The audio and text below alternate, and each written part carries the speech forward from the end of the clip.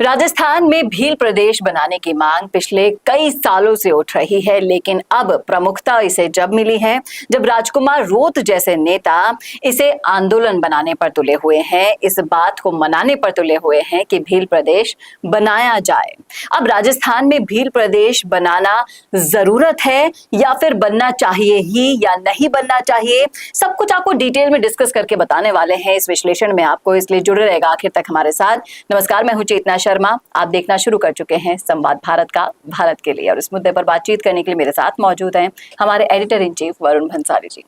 Varun sir, जिस तरीके से हम हर मुद्दे पर बात करते हैं, तो कई बार हम भील प्रदेश पर बात कर चुके हैं। हमारे व्यूअर्स को भी मैं देखती हूँ, उन्हें बड़ा पसंद आता है जब हम भील प्रदेश पर बात करते हैं, उसे आगे ले जाने पर बात करते हैं। बहुत से ऐसे आदिवासी हैं जो चाहते हैं कि उनका एक अलग से प्रदेश बन जाए। तो आपको क्या लगता है कि ये जरूरी है या फिर जरूरत है राजस्थान की भील प्रदेश बनना? देखिए, इस मुद्दे पर डिबेट चाहे कितने भी हो, लेकिन इस मुद्दे पर सच्चाई को सामने रखना बहुत ज्यादा जरूरी है। और जब बात होती है कि भील प्रदेश जरूरी है या जरूरत है, तो मैं कहूंगा कि भील प्रदेश जरूरत है। और ये जरूरत किस लिए है, ये इस वीडियो के माध्यम से हम पूरी तरह से समझाना चाहते हैं। देखिए, अगर एक कक्षा है, एक क्लास है जिसमें आपने बहुत सारे छात्र रख रखे हैं और आपने ये वादा कर रखा है कि हर छात्र का विकास ठीक ढंग से करेंगे, फिर भी जान पूछकर जब भी आप कोई नई बात, बड़ी बात या कोई फायदा देने वाली बात समझाते बताते हैं, तो कक्षा में से एक वर्ग को बाहर कर देते हैं। ठीक ऐसा ही भेदभाव इन तमाम सारे आदिवासियों भाइयों के साथ हो रहा है। जो स्कीमें आती है, जो बजट आता है, जो पैसा आता है, जो सरकार काम करती है, उनमें से इस वर्ग को हमेशा अनदेखा कर दिया जाता है, नजरअंदाज कर दिया जाता है। और राजस्थान आज की डेट में सबसे बड़ा राज्य है भौगोलिक दृष्टि से, और भौगोलिक दृष्टि से बड़ा राज्य है तो विकास भी बड़े तौर पे होना पड़ेगा।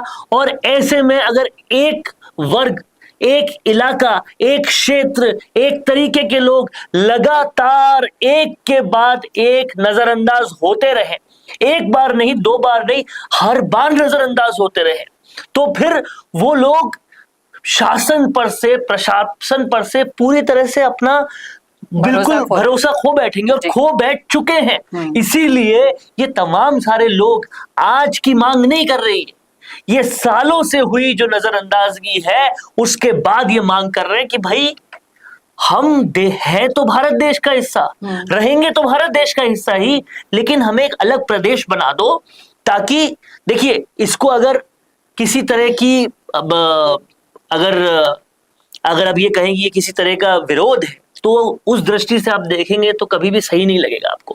पर अब ये समझिए जरूरत के हिसाब से ये क्यों जरूरी है, क्योंकि बहुत बड़ा राज्य हो चुका है राजस्थान, और उस राजस्थान राज्य में भेदभाव एक पर्टिकुलर क्षेत्र, एक पर्टिकुलर समाज, एक पर्टिकुलर लोगों के साथ हो रहा है। अगर उनको अलग शासन प्रशासन दे दिया जाए तो वहां उनको अलग बजट मिलेगा, केंद्र का अलग बजट मिलेगा, हर तरह से बजट अलग मिलेगा, उनके टैक्सेस अलग होंगे, और उस बजट से वो अपना विकास कर पाएंगे। लेकिन जिस स्तर पर संघर्ष चल रहा है इन सब चीजों को पाने के लिए, आपको क्या लगता है कि ये कब संभव हो पाएगा? क्योंकि सालों से तो आजादी को हमें इतने साल हो गए, ये संभव तब हो पाएगा जब जो शपथ लेते हैं ना पॉलिटिशियन, राजनेता, जब शपथ लेते हैं उस पर 1% भी अमल कर लेंगे, 2% भी अमल कर लेंगे तो ये संभव हो जाएगा। बट ये अमल करने का काम होता ही नहीं है। क्या शपथ लेता है एक राजनेता? वो कहता है जो पंक्ति के सबसे अंत में है उसका विकास करेंगे, जो सबसे ज्यादा पिछड़ा है उसका विकास करेंगे।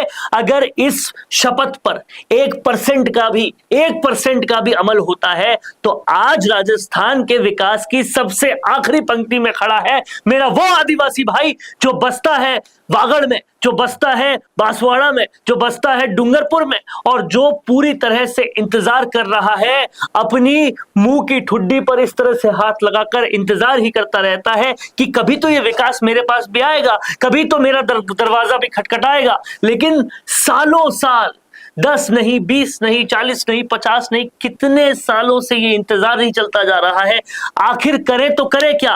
कहते तो लोकतंत्र में ये है कि ये लोगों का तंत्र है, ये जनता का तंत्र है, मालिक इसकी जनता है। जाकर देखिए एक बार वागड़ में, जाकर देखिए एक बार डूंगरपुर में, बांसवाड़ा में, वो जनता पूछती है क्या मालिक ऐसे होते हैं?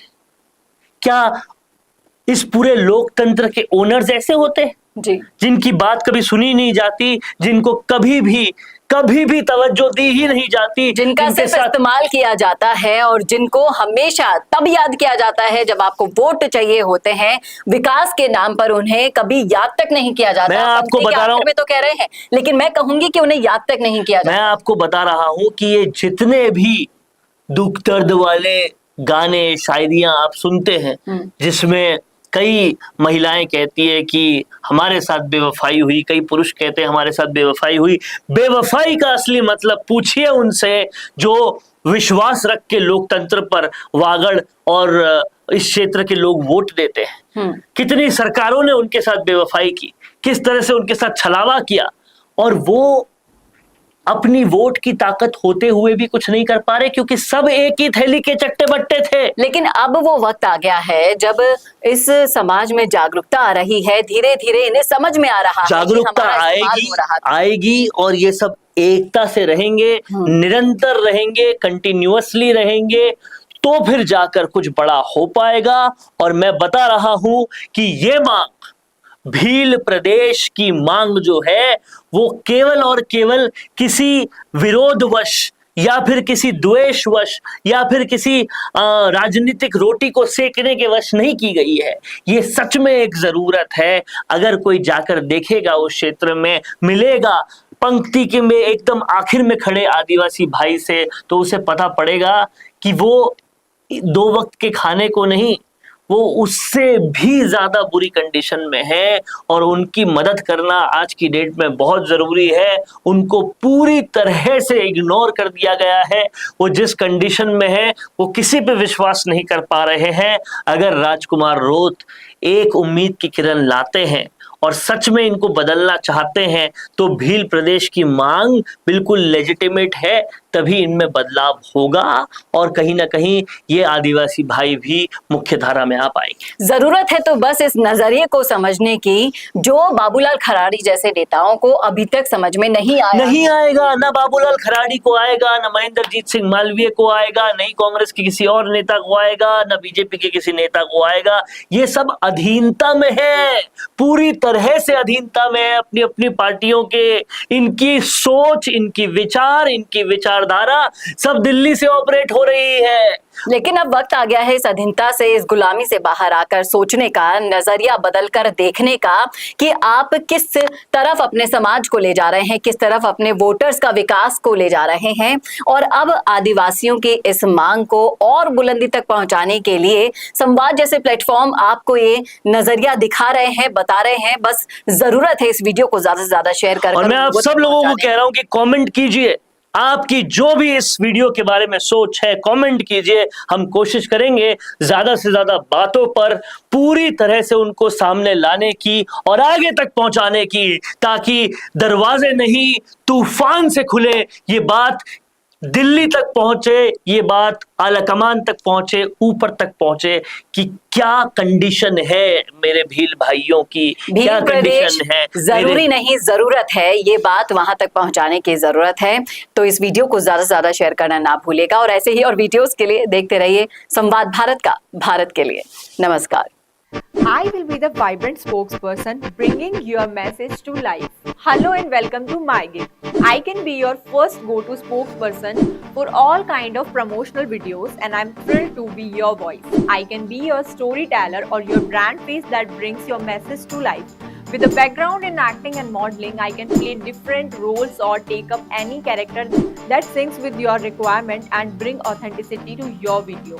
From script writing to shooting in a natural background or on green screen, from premium edits to timely delivery, I am here to help you out in everything.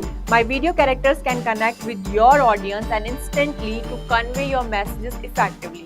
and to leave a lasting impression. So do not wait anymore. Order now and reach out to me on Fiverr and feel free to ask anything before ordering. Thank you.